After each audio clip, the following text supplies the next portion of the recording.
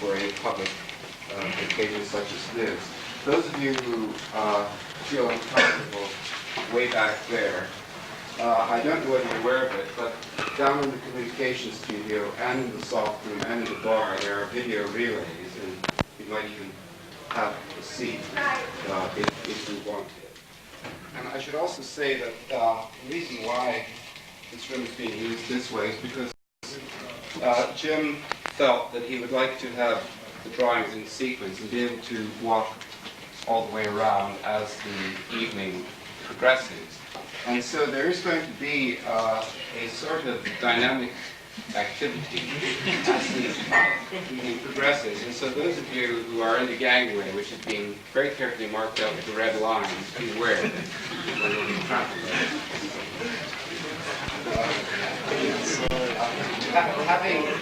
Having said that, I should also like to say that we're privileged to have James Stirling here this evening, particularly as he's going to show us the development of two competition projects which he completed quite recently, and which were both done more or less at the same time. And I'm sure that they are equal and opposites of each other in certain respects. These two projects continue a, shall we say, a new tradition in the work that we've seen of James Stirling, in that they pay very, very close attention to the context, the urban context in which these projects are to be found, including a continuity of scale, and surface, and texture, and space. Is it all wrong? Yes. I don't think that I should take a great deal more of your time. I'll simply ask Jim to start. Jim. I'm sorry, it's kind of crowded. It's my kind of funny idea to be able to walk around this thing, but it seems to be a bit unstuck.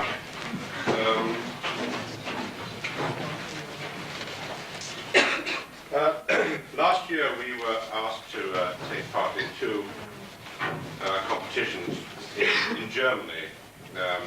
We were one of the three international architects invited for both competitions. What they did, they invited three international architects for each of two competitions. People like Breuer, Tanguy, usual names. But the competitions were in fact open to Germans. So you in fact got entries for 160 in the case of Dusseldorf, 80 in the case of Cologne. And I'm pleased or not pleased to say that the invited architects didn't get anywhere.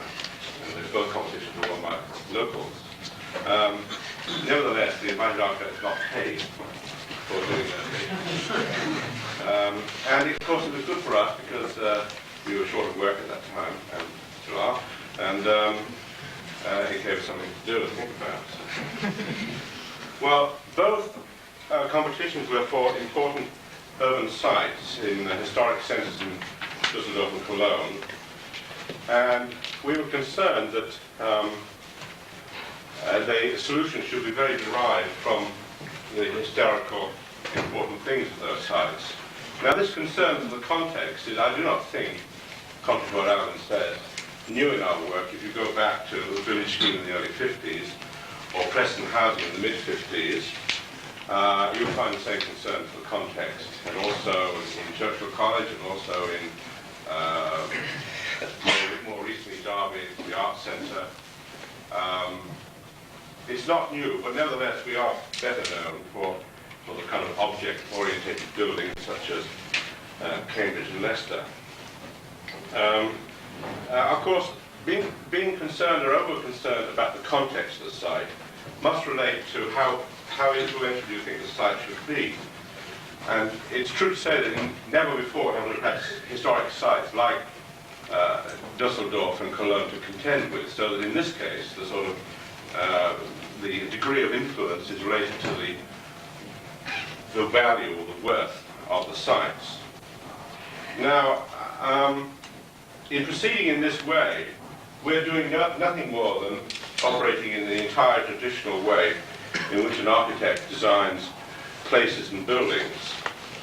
Architects in the past, such as Nash, Dance, Woods, etc. But this is different from what happens today. We've seen the disaster of the rebuilding of our urban centres, and this disaster, in my opinion, is brought about by the new combination of modern architecture plus urban motorways, all orchestrated, underlined, by the planner. And this has resulted in a disaster which we see in our city centres everywhere. So this is the way in which an architect would cope with revitalising a city centre area, and quite different, I think, to the way in which a planner would do so. In addition to that, the things on the wall are meant to be a demonstration of process. For instance, over here you have the original plans, which were maps which were sent to us, documents, photographs which were sent to us as part of the program. And then you have the sketches, the doodles, which are conceptual doodles done in funny places. And then you get the actual competition drawings, which are these, round to a man with a green shirt about, and the competition model. And then you get a clump of what you might call after images. Those are just before the red lines. Those are drawings which one does after the event to somehow record the essence of the solution.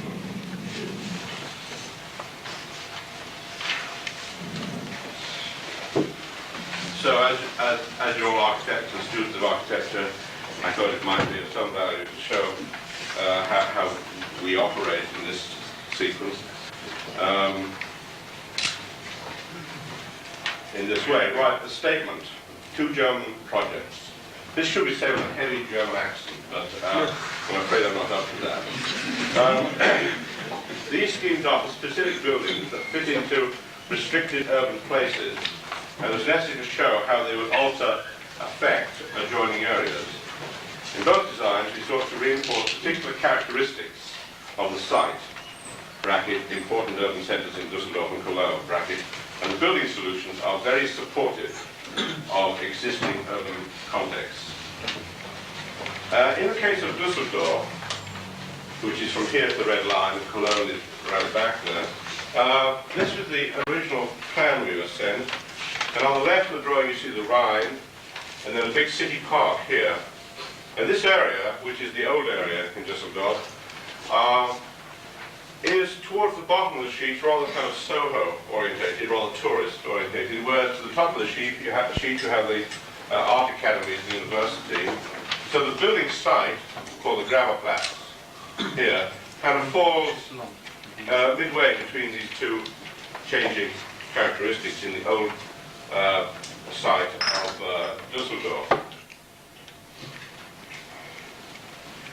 The Gravelplatz, which is this area here, was bombed out during the war, and the library, which is on the site here, has been kind of rehabilitated, but is minus its pediments and a bit of a mess.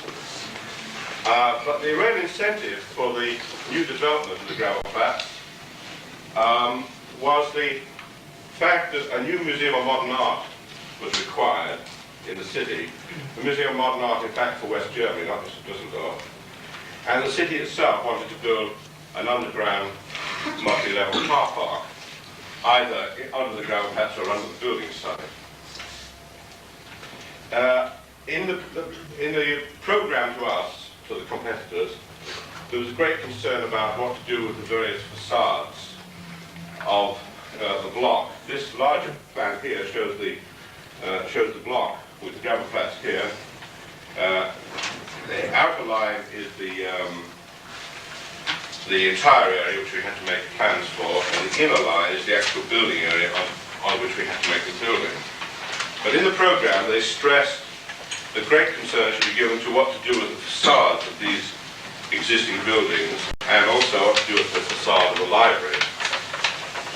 So they were kind of half preservationist minded when they actually wrote the program, and we picked that up to some considerable extent. The old medieval city, the wall of which ran actually through the Gravelplatz site on the line of the thing called the Rattingermauer, which is a sort of alley, no longer medieval as here, but on the side of the medieval town wall, actually runs right through the middle of the site, and it was required in the program that a new public footway connecting the academic with the tourist part of the town should actually run right through the site. So we had to cope with the inclusion of public footway through the building. And this footway, as I say, is on the site of the old town wall. The various streets referred to in the document I read out next is the Mühlenstrasse here, which connects the Gravelplatz to the Bergplatz. Henrik Heide Alley, which far from being an alley is a rather elegant boulevard. Neubrücke Strasse, which is a domestic street, and Rattingermauer, which I've mentioned. The city park is here, and when one looks at the plan, one thinks that an obvious thing to do would be to open the plaza, open the Gravelplatz into the park, where in fact there's rising ground, so that when you're in the Gravelplatz you can't see too much of the plaza.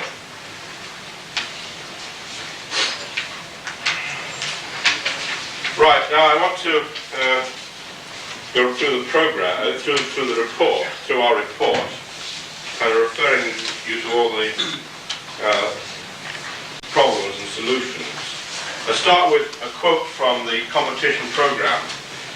It is intended that an urban square be created on the Gravelplatz in connection with the existing buildings.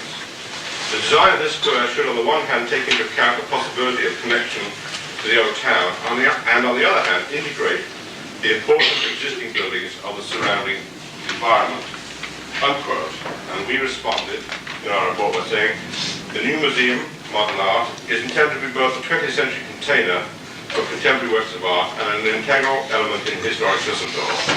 The design of the new building is meant to harmonize the diverging forms of the St. Andreas church silhouette, which is this one. This is the Gravelplatz. This is the church.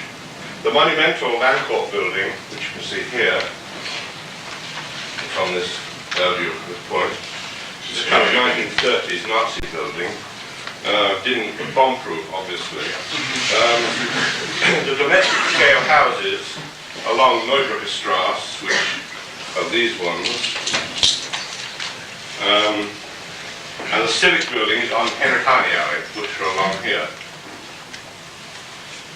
This is a drawing which we did, showing the various facades which they were concerned about or questioning whether to keep or not to keep, including the library facade, whether to keep it or not to keep it, and including the facades along the Neubrücke Strasse. At the moment, the Gravelplatz is just a city car park dump, as you can see. Couldn't be more horrific.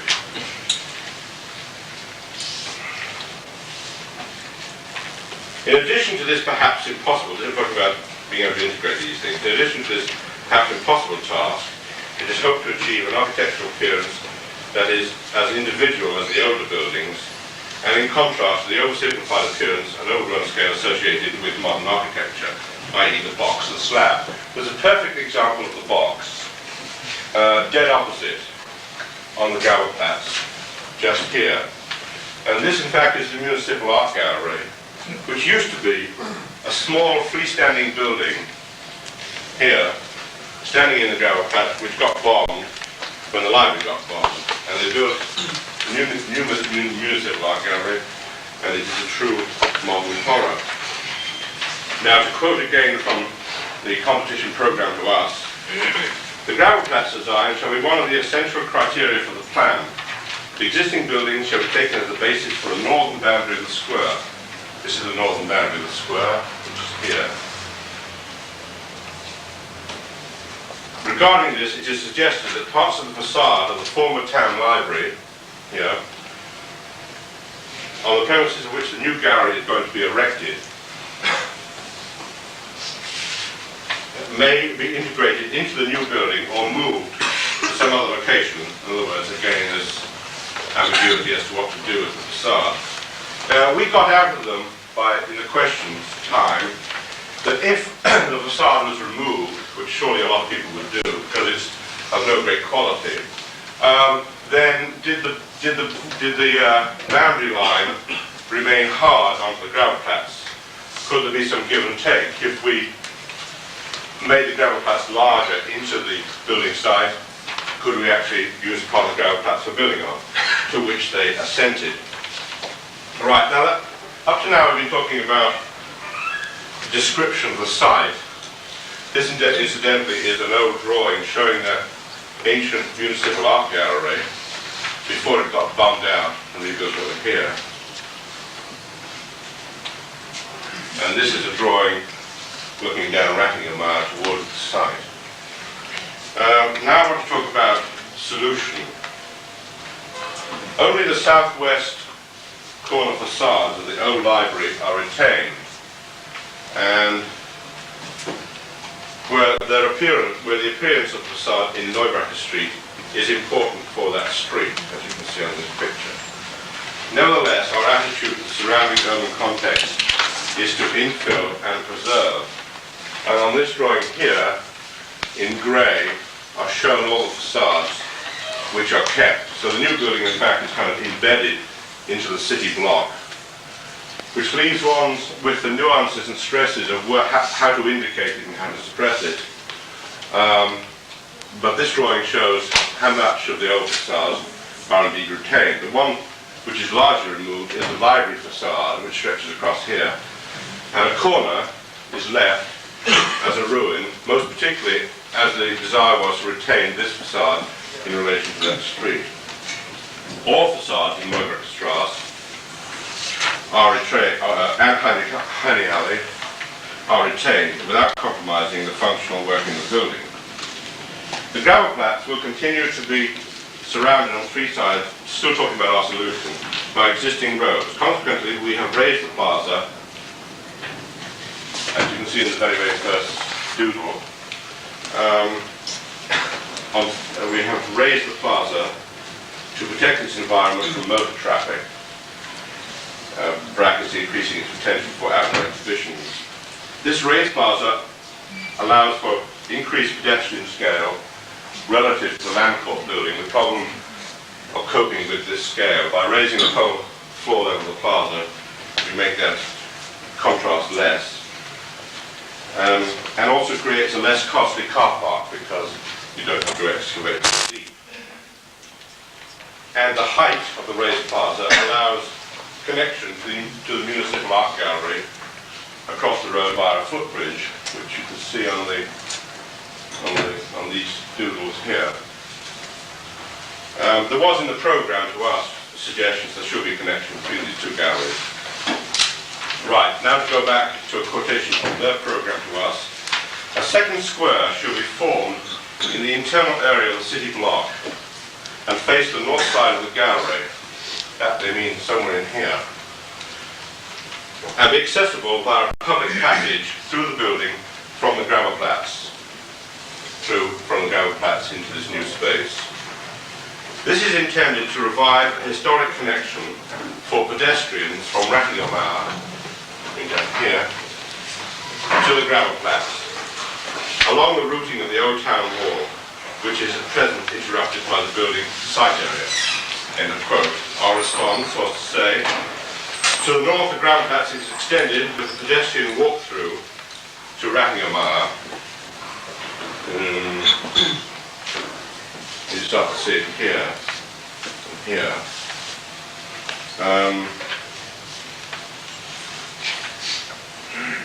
And this walk is enhanced by a series of architectural events which include a reference to the old town wall, this very heavy curved wall here,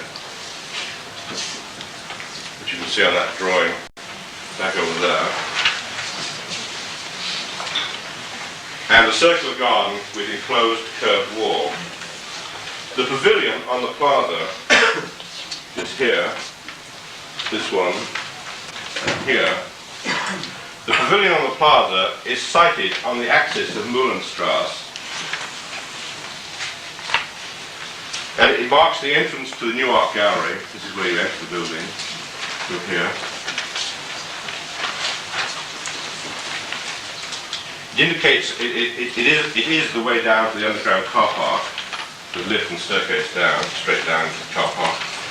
It is also a sheltered area for those waiting for buses and coaches. This is the bus pull-in station, and provides a place for people to meet and congregate, and is perhaps a much smaller scale alternative to the entrance step to the Metropolitan Museum New York or the portico of the British Museum London. As an object, the pavilion has a similar relationship in the Gravelplatz as a Schlossturm has in the Bergplatz, which was a medieval tower. It makes a reference to the small freestanding building, the original art gallery, which is here.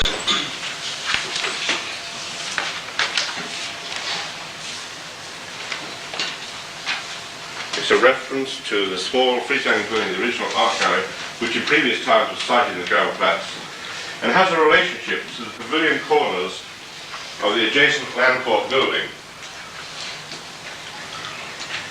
That's these corners here.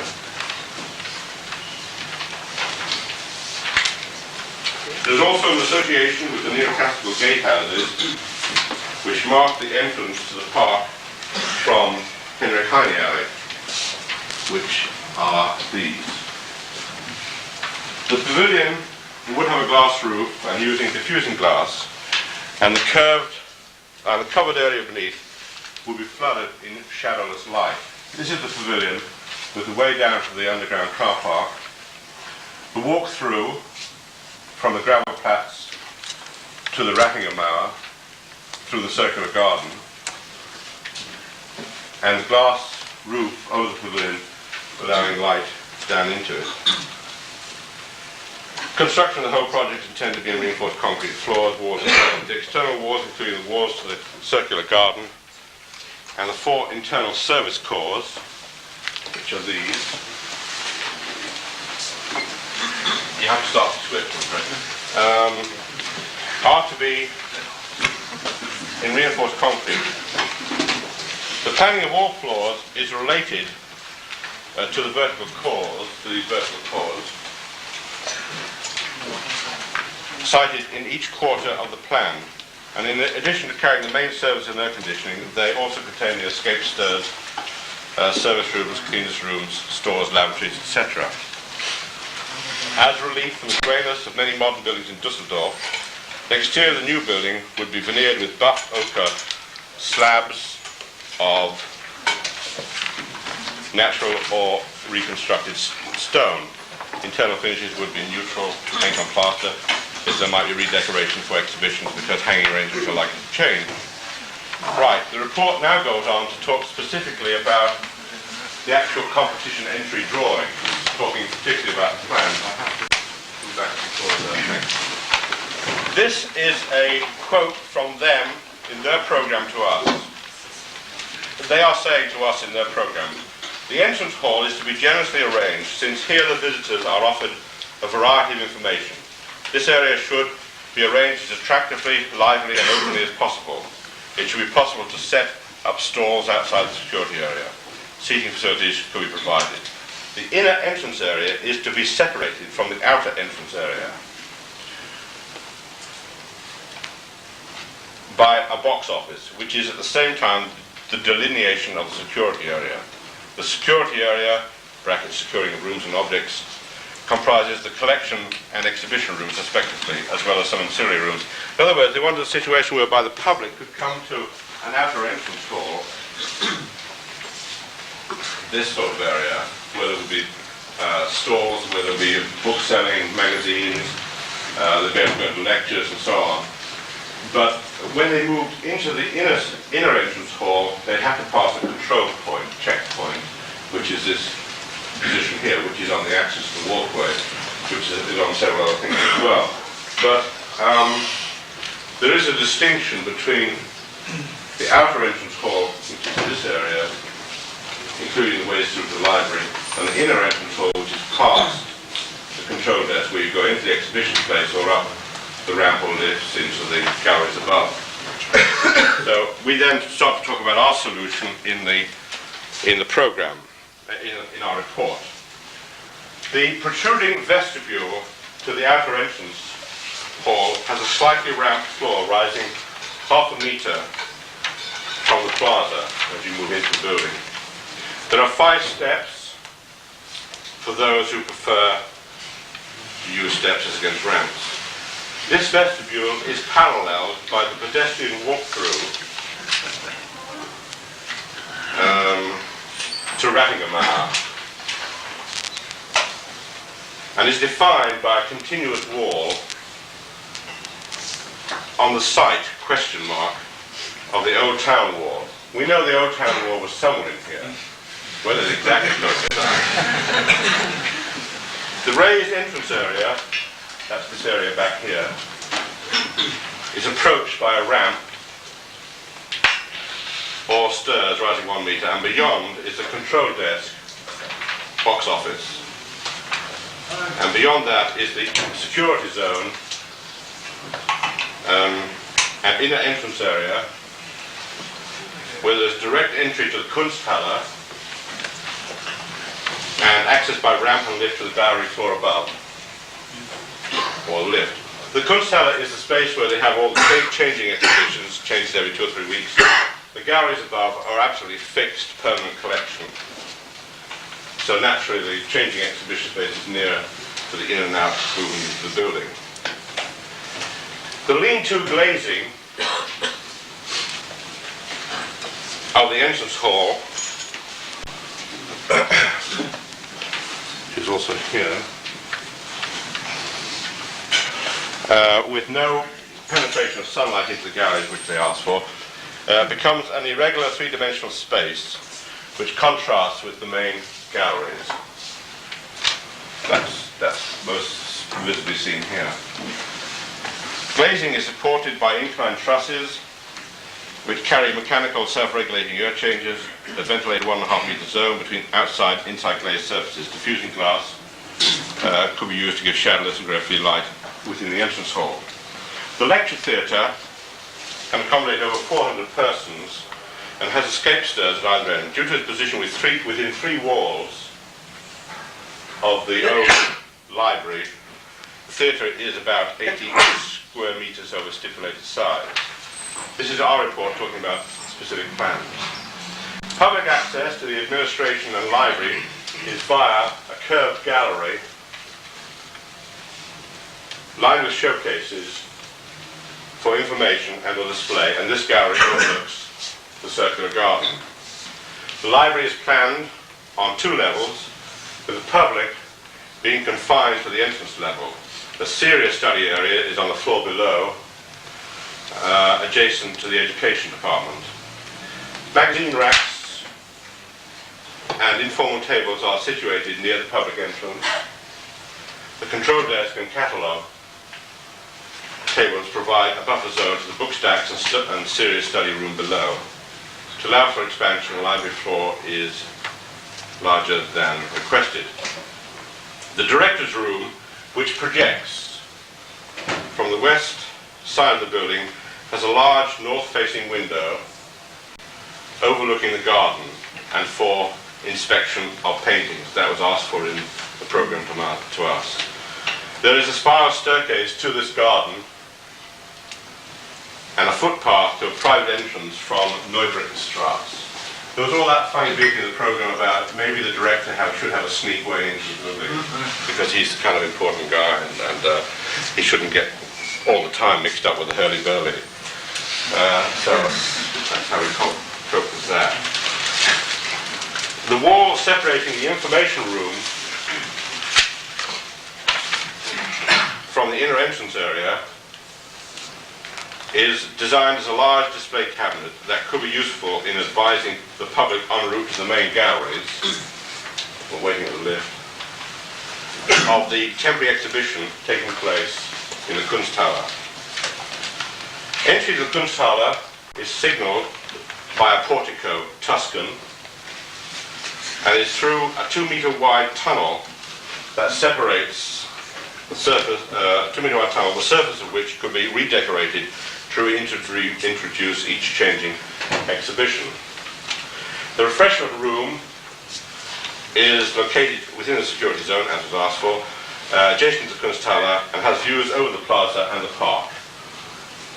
An external control door could be incorporated to allow waiters to attend cafe tables in the plaza, as intended that the plaza become a vital element in the life of the city. Right, next level up, which is the gallery floor, and this is a quotation from their program to us. They're talking about the type of collection and so on. And they say, art previous to 1945, classics, comprising 80 medium-sized works. Art after 1945, modern art, comprising 40 partly rather large-sized works. And then, for clay, 91 mainly small-sized works, 35 of which are drawings. Jules Bissier, 101 mainly small-sized works, 72 of which are drawings. Still quoting them to us. The collection rooms are, if possible, to be accommodated in not more than 2 stories. The rooms for the special collection of Clay and Bissier may be separated from the remaining collection rooms. The circulation areas should, as far as possible, be integrated into the collection and exhibition areas. Rooms with galleries and balconies, or open rooms permitting views of collection areas at higher or lower levels, or rooms cut through by ramps or bridges, are not desired in the collection areas. In other words, they didn't want the kind of vertical space zoom of flying ramps and escalators happening within the collection zone.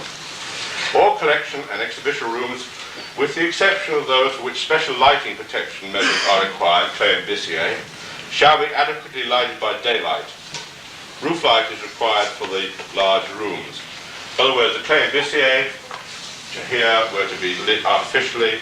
The other main collection spaces were to be lit by daylight and through the roof. So then we start to talk about our solution for the galleries.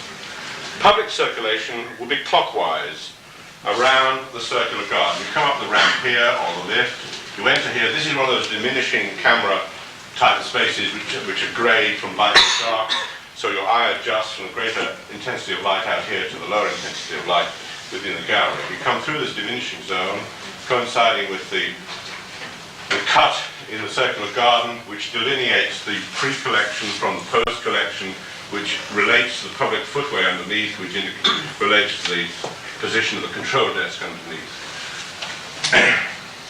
Public circulation would be clockwise around the circular garden if following a pre to post sequence, which seems to be more natural. The reserve area has been divided into 4, with a room in each quarter of the plan. They asked for allowing for phase expansion of the galleries. They asked for these reserve areas, which are about the same size as the gallery space, as spaces which were to be built initially and to be opened up later on as the collection increased. So you had to design something in which was, in the first instance, not a kind of visually empty area, and secondly, which could be opened up later without being too obtrusive in the process. Entrance to the Clay and Bissier section is indicated by a portico, Doric, and could be through the reserve room or from the gallery, depending whether the reserve room was open. The 2 recessions in the walls surrounding the circular garden coincide with the change from pre to post collections. Were differing ceiling heights. They wanted 10 meters, 15 meters, these places.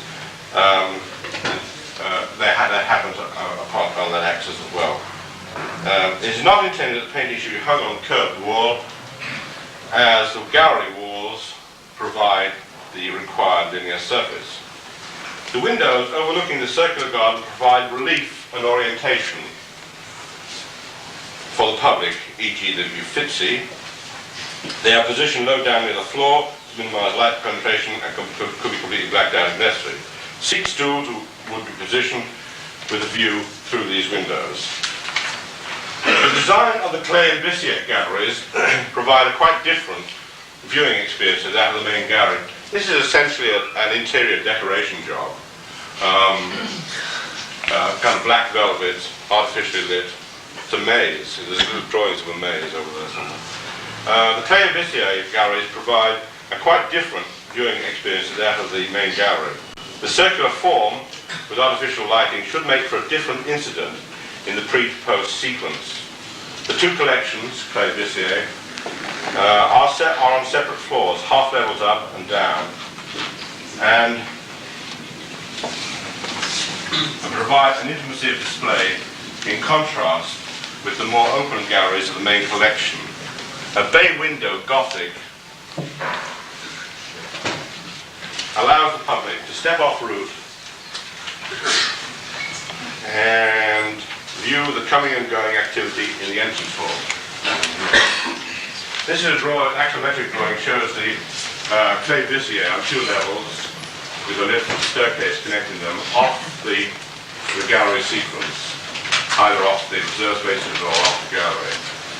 This, of course, relates to that. And this square, of course, is the geometric square of a circle. I didn't tell you this. Other variations in the picture gallery sequence are possible with the vestibule area of the Corbusier collection, this kind of leftover space, and the outdoor terrace behind the reduced facade of number 7 Henry Heinrich Alley, which is this reduced part here, where there can be indoor, outdoor sculpture display. This is part to do with the fact that along this facade, one is trying to not entirely make the building disappear. What the entity of the new building somehow should be signalled through the facade of the street.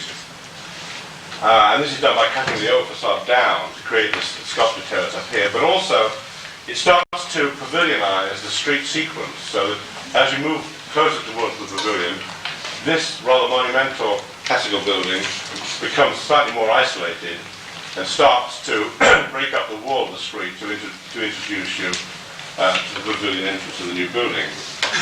For detailed information regarding natural light in the main collection, see the environmental design consultant's report. The roof lighting system is a development of that which is now being installed in the Tate Gallery extension in London. Of course, the lighting consultants were the same people who are doing the Tate Gallery extension. At the end of Rattingham Hour and adjacent to the museum, there is a new colonnade which houses the restaurant and two shops. The restaurant and the two shops are also on the programme. The concrete roof slab over these facilities here is level with the floor of the main gallery, and the structure will be designed to allow the gallery to extend over the shops and restaurants at a later date. The area of this possible extension is such and such. The stone veneering of the external walls adjacent to this northwest corner is left off, indicating where the building would be extended in the future. This is kind of interaction play with that whole business of ruin, non-ruin, even applicable to the new building as against the old buildings. Basement level, which is here. The basement is subdivided into either public activity areas, education, playroom, library, which are here. This is the bottom part of the library, and this is the education department. All museum accommodation, staff room, restoration, workshops and storage, which are on this side. Public access is via a down staircase from the entrance hall past the alarm room.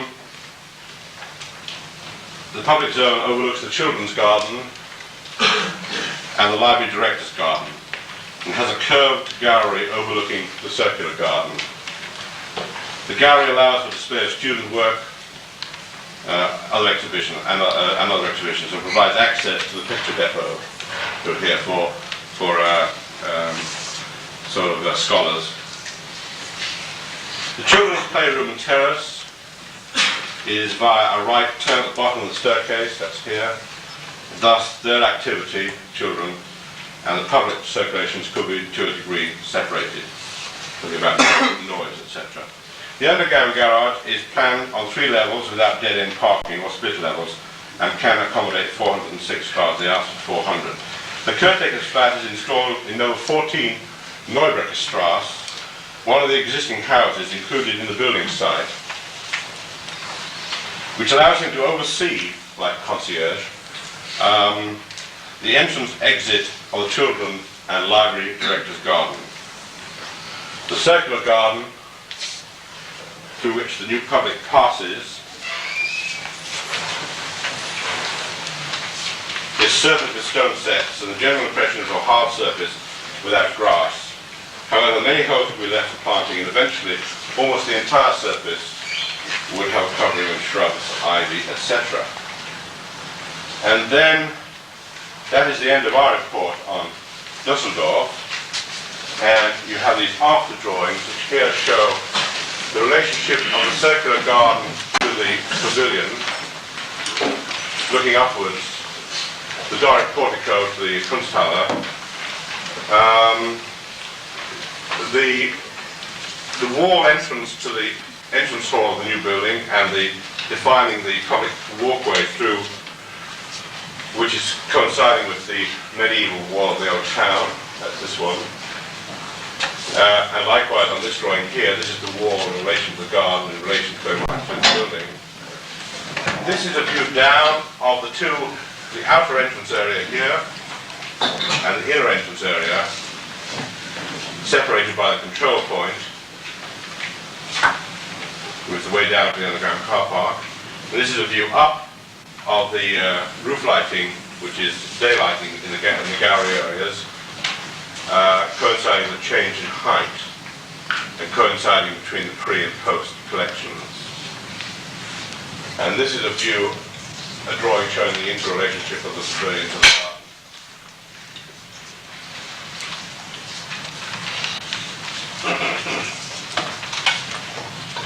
Right, that's the presentation of the Dusseldorf project. The Cologne project, which is this one, I should go through next. So perhaps we should make a change.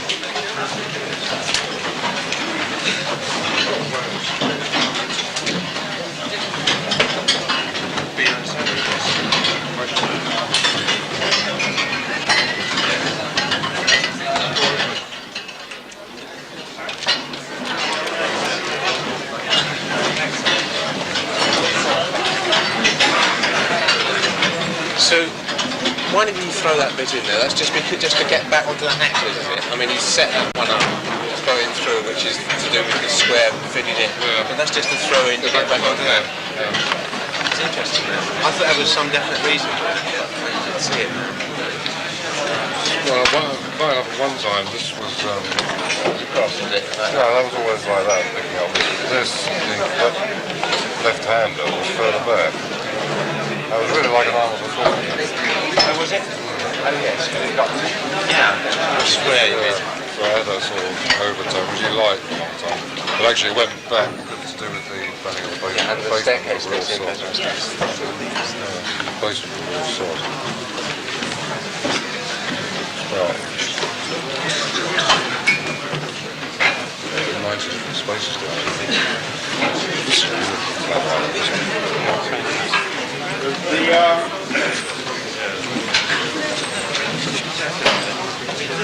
These pictures show the city of Cologne on the Rhine. Can you clear this I'm not quite sure whether it's up or down. I get it in there. come back. The cathedral and the bridges, the Holzrhein bridges coming across on the axis. The cable right there.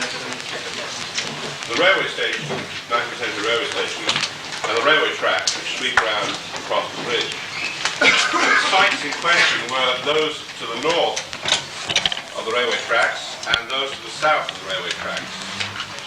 And the reason for the development was that they wanted to build the Wallraf-Reichhof Museum, which exists over here, much too small now, on this site. And they produced a kind of whole set of accommodation for the northern part, which included hotel and offices and that sort of thing. Now, this is the most important site in Cologne. It's the site, virtually the only site which is left undeveloped, and that's because of the incredible problems with this imposition of the railway tracks. And I now want to read from their programme to us. Quote, "The northern part of the city of Cologne is cut in two by the large barrier of the railway installation. In the immediate vicinity of the cathedral, this barrier reaches its largest dimensions with a width of 110 metres. In this area, the Federal Railways, the bus station, as well as the roads and parking areas, all connect to the central railway station and occupy almost all the available space. Relocation of the railway station, which had been considered at the beginning of the reconstruction period, was abandoned on cost grounds. Despite the many advantages of the station's present position, it is a fact that the resulting division has led to grave damage and interrupted development. Apart from occupying a valuable central area, a loss of substance of devastating effect has occurred. In particular, the area between the cathedral and the Rhine still presents, despite obvious preference of location, an urban vacuum a quarter of a century after the end of the war.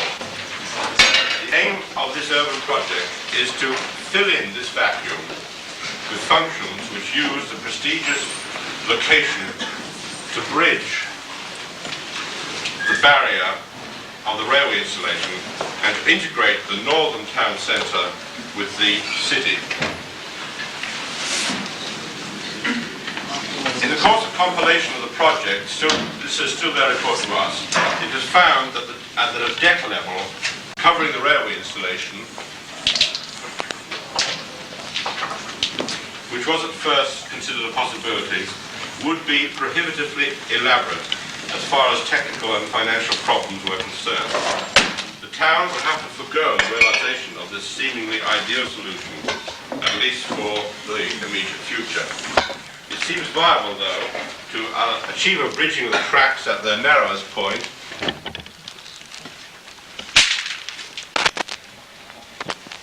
at the bridgehead, as well as any other part, as long as the connection is restricted to a pedestrian footbridge. Such pedestrian link would require agreement with the light between the spanning bridge. The Riverside Road will be lowered, and the whole area between the river and the historical centre of the town should be formed into a recreational and green zone.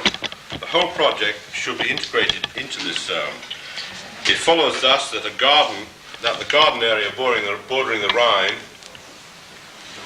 should continue upwards in stepped landscape terraces, which seems to me remarkably like suggesting a solution. At any rate, that was some of their spiel to us, and we now go on to talk about our solution. Our proposal for the sites north and south of the Holzer-Rhein Bridge is to develop them in a way that will frame and unify the separate monuments of the cathedral, the railway station, and the Holzer-Rhein Bridge. To seek integration and find an urban resolution for the railway area, an urban vacuum a quarter of a century after the war. The new buildings designed for both sites, Breslau Plaza to the north and Museum Plaza to the south, are grouped and massed in deference to the cathedral and in response to the gateway aspect, brackets drawbridge, of the Holzer-Rhein Bridge crossing the Rhine on the axis of the cathedral.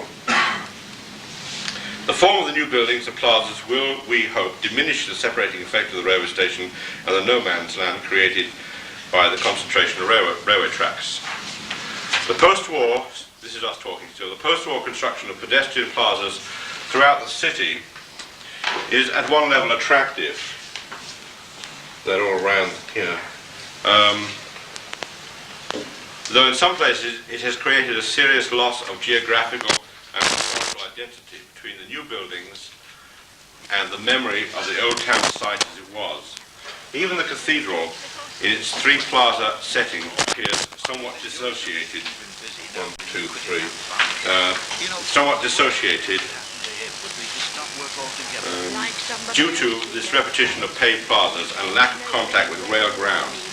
Therefore, at the east end of the cathedral,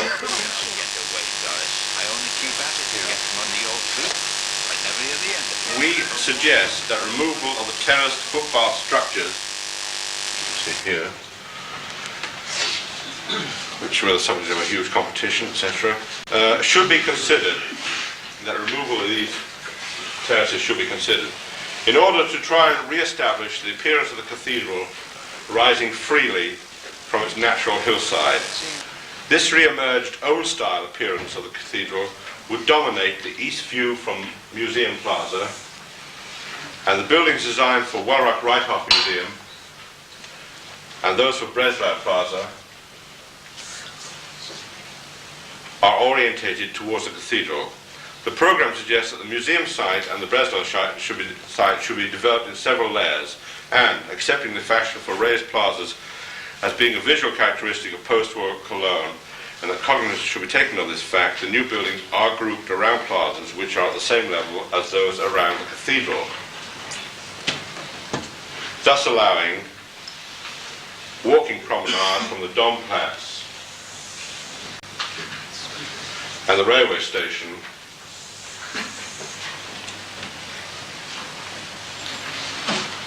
to the Rhine edge without change of route or the crossing of between roads. These roads, which together with service roads, cover much of the ground surface of the building site. It's a really incredible mess. If you look at his direct result of the planners, this whole area is covered with roads and service roads. Virtually there's no ground contact possible except with structural columns. Gateway buildings, monumental, are positioned either side of the bridge, and semi-enclosed within these buildings are circular plazas which are overlooked by museum river edge related shops. And the equestrian statues of Willem II and Friedrich, which have for many years stood in the open,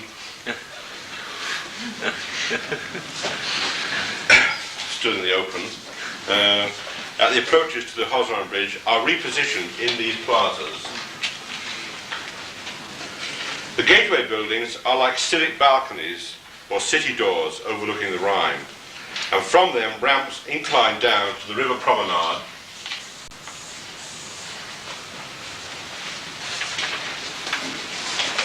and the green zone along the river edge.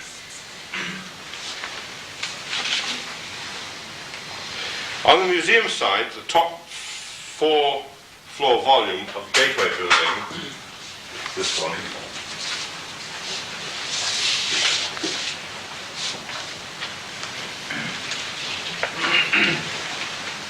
accommodates the multi-purpose auditorium with seating for 2,000 persons.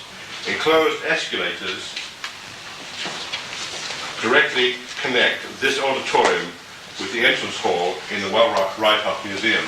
The auditorium, in fact, is part of the museum accommodation, though it would be used separately by people only using it and not getting involved with the galleries. So, in fact, the entrance to the auditorium is always through, as asked for in the program, through the museum entrance. The no man's land of railway tracks has been screened visually and acoustically from both Museum Plaza and Breslau Plaza by retaining walls, which also support elevated footpaths here. And these elevated footpaths connect with those on the Hosran Bridge and make the crossing, the pedestrian crossing, to Deutz. This footway exists, and you see a lot of people coming and going across the river walking. So these new retaining wall type footways connect up with that. We have treated the edge of the railway zone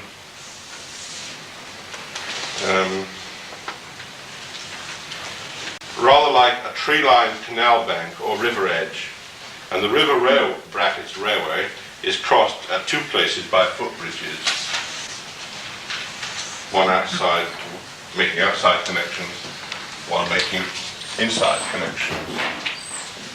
A more pleasant way of crossing them by tunnels, they were suggesting the connection between these two sites by tunnels under the railways. The more important of these footbridges is enclosed and provides weatherproof connection between buildings and plazas on either side. Breslau Plaza is planned in a similar way to the museum side, with a plaza at 54, etc. level. Beneath is the bus station and car parking for 600 cars, that was asked for. The gateway building here accommodates a sports centre at the upper level, and in the middle levels are the bedrooms of the new Commerz Hotel, most of which have views over the Rhine. And at the level below the circular plaza is the entrance to this hotel, foyer to this hotel, also with views over the river. The north end of Breslau Plaza coincides with natural ground. That's because of because of the contours. The plaza coincides here. And is landscaped with trees, rocks, grass, etc., reintroducing terra firma into the artificial levels occurring elsewhere. The plaza and the garden are separated by a ravine, picturesque, leading to an amphitheatre that could be used for public events. The 6-story office building, sited in this garden, also accommodates the day nurses and senior citizens club at ground level. The long 6-story office building, which faces over the river, can be entered from the plaza via Portico Classical, as well as from the bus station and car park below. The buildings could accommodate 2,000 square meters, etc. On both sites, the new buildings make walls which contain and define the plazas, and the height of the new buildings is similar to those of the existing buildings adjoining, i.e. Hotel Mondial over here, same height as this, and the Bundesbanken to the north, that's here, same height as that. Towards the river edge, the height of the new buildings increases to be more in scale with that of the bridge. These step up in height, 1, 2, 3, 1, 2, 3. Increases to be more in scale with that of the bridge. However, this is at the furthest removed from the cathedral, and the whole complex is subordinated to the cathedral. Neither plaza and its respective buildings is dependent on the development of the other site for architectural validity, and both groups are entities that could exist independently. The construction of the museum plaza will be a first positive step in the regeneration of the focal area of Cologne. Now, that's talking about the kind of urban considerations. Now we go on talking about the planning of the Walrach Reithof Museum. This is their program to us, or quotations from it. The modern museum should be located at the junction of a multitude of routes used by the town population. It needs the best possible location in relation to most transportation systems and a large amount of parking space for visitors, staff and local coaches. It should be easily recognizable from the outside and be through an adequate forecourt easy to find. Next quote, it is expected of the competitors that they shall work towards encouraging that the main access plane of the museum shall consist of a pedestrian area with connections to all sides and interlinked by open and enclosed spaces and open and covered terraces. The entrance zone and surrounding the museum are to have special importance. The area shall evoke the curiosity of the visitor and also other museum-related shopping activities, together with information facilities, which ask for a concept provided for intensive public use. The planned disposition should make it possible for the visitor to find particular works of art of his choice without being forced to walk through the whole museum. The hectic changing area, as well as the quiet area, should be accessible from a neutral foyer. This is the foyer here, where you have an up-ramp. This is the entrance level, entrance foyer, entrance hall. You have an up-ramp to an upper-level foyer, down-ramp to a lower-level foyer. Here. I'll come back to that. Still talking about their program to us. At this point, where the visitor has to make a choice, he should be offered not only a staircase but also a lift. it would seem to be logical in a large museum to develop the zone of change directly off the foyer, with a quiet zone, however, on the upper floors. On the other hand, my museums will locate the most attractive area on the upper floors at the end of the visitor's route, so to speak. End of quotation. Now talking about our solution. The new museum is approached on foot from the Domplatz and railway station on a continuous level of so-and-so. There is connected by lifts and staircase down to 2 levels of basement car parks, 4 streetcars, a taxi and coach drop-off from Anne Franklin and Birchackley. The museum can also be approached from the Rhine Colonnade and River Edge, zoned by a large ramp, come through here, which arrives in the Circular Plaza. The building is in 3 parts.